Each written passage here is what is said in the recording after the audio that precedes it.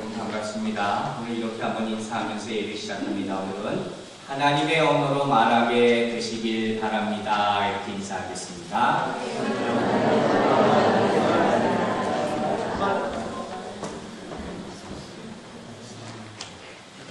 오순절 성령 강림 사건은 참 놀라운 그런 사건이었어요.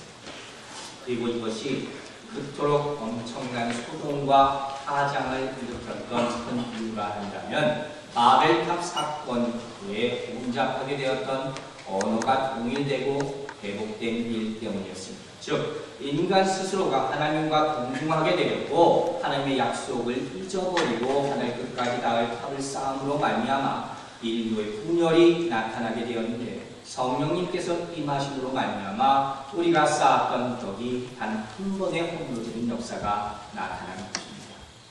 여러분 그렇습니다. 바로 여기에 성령의 위와 능력이 있는 것입니다. 여러분 성령은 우리를 하나가 되게 만드는 힘임을 기억하시기 바랍니다.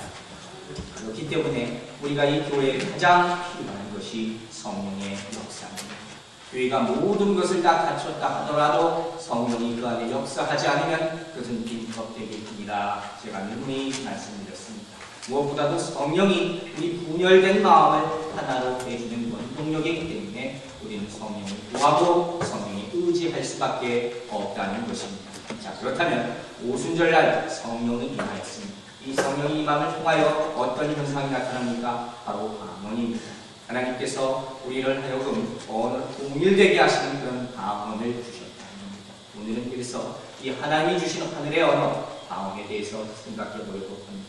여러분 하나님께서 성령을 통해서 방언을 주신 이유와 의미가 있다면 무엇이겠습니까?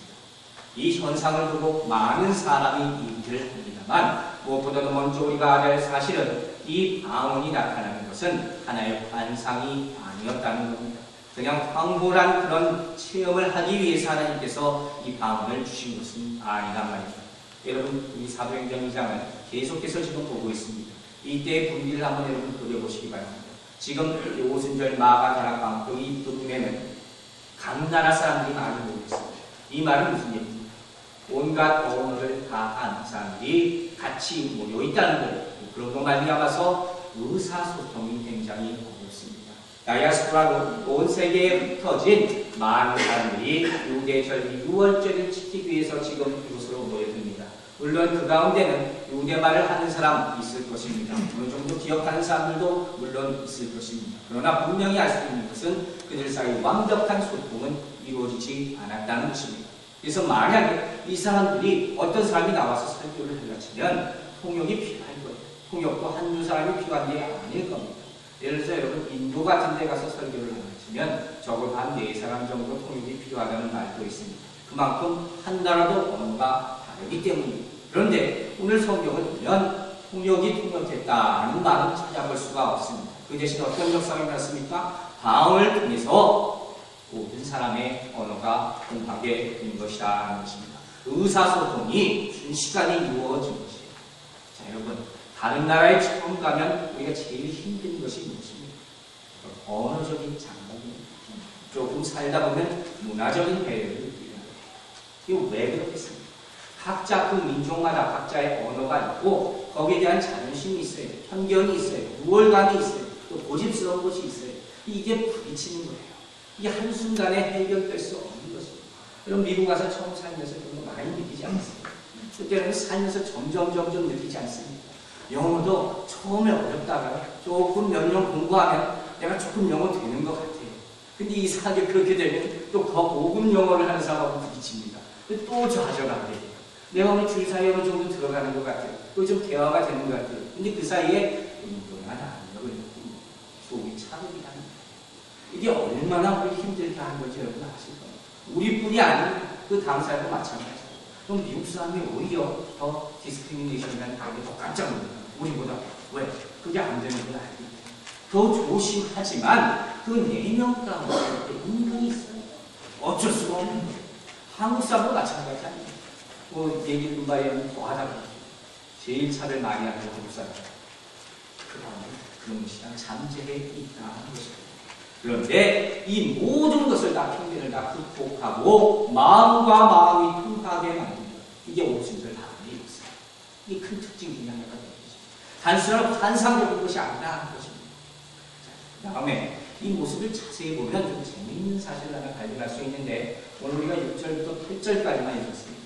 6절에 보면 어떤 내용이냐면 각각 자기의 방언으로 제자들이 말했다 하는 말이 나옵니다. 8절을 보면 각 사람이 나누고 방언으로 듣게 되었다 하는 그런 말이 있습니다.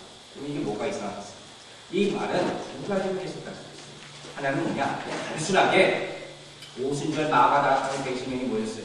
이 사람이 성령을 받고 방언을 받고 각각 다른 나라의 말을 말하게 됐고 또 그 나라 말 쓰는 사람들이 그걸 듣게 되는 거예요. 그렇게 해석할 수 있어요. 또 하나의 해석은 어떤 것이냐면 이 방언을 사람이 말하는 것이 아니라 듣는 사람이 자기 나라 말로 듣게 됐다는 거예요. 무슨 의미가 이해되십니까? 무슨 특별한 리스크는 없었지만 내가 이것을 한국말로 해도 러시아 사람이 러시아 말로 듣는다는 거예요. 방언을 듣게 되었다. 글자 그대로 해석한다면 우리가 이렇게도 해석할 수 있다는 것입니다. 그리고 바로 여기에 오순절 방언의 두 번째 의미가 있는 것. 즉 뭐냐면 방언하는 사람이 무슨 큰 능력과 권세를 가지고 있는 것이 아니라 성령님께서 강권적으로 역사하셔서 말하는 자와 듣는 자 사이를 소통시켜버리고 통역을 해버리고 통역자가 성령님이라는 거예요. 왜 얘기합니까? 이 오순절 방언의 역사는 사람이 근본이 아니라 바로 성령이 충만히 있다는 것입니다. 우리는 어떤 능력을 행하는 사람을 보면 그 사람한테 많이 능력이 쏠릴 수밖에 없어요. 야, 저런 대단한 능력을 하는구나. 나도 저런 사람을 닮았으면 좋겠다. 일단 우리는 사실 인간이 그런 데 있어서 그 하나님이 역사하신다는 생각보다 그 사람을 먼저 보게 되는 거예요. 나도 저 사람을 닮게 된다는 생각을 누구나 할 수 있기 때문에. 그러나 우리는 항상 그 뒤에 무언가 힘이 있다는 것을 인식하지 못하는 게 문제입니다. 오늘 이 오순절 방언 사건을 보면 우리가 확실히 알 수 있는 게 서로가 언어를 소통했다 하는 것은 이건 완전히 성령이 충만합니다. 근본적인 힘이 각각의 사람이 있는 것이 아니라 성령의 역사에 있다 하는 것입니다.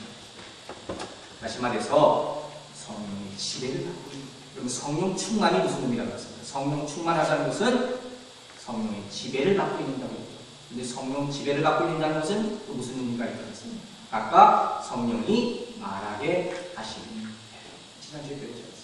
성령이 말하게 하시는 여러분 오늘 여러분에게 다시 한번 제가 기원합니다. 여러분들 모두가 성령이 말하게 하시는 대로만 말할 수 있게 되기를 주님의 이름으로 축원합니다. 가끔 보면요 제가 기도 제목을 봤는데 기도 제목이 영어 방언하게 해주세요.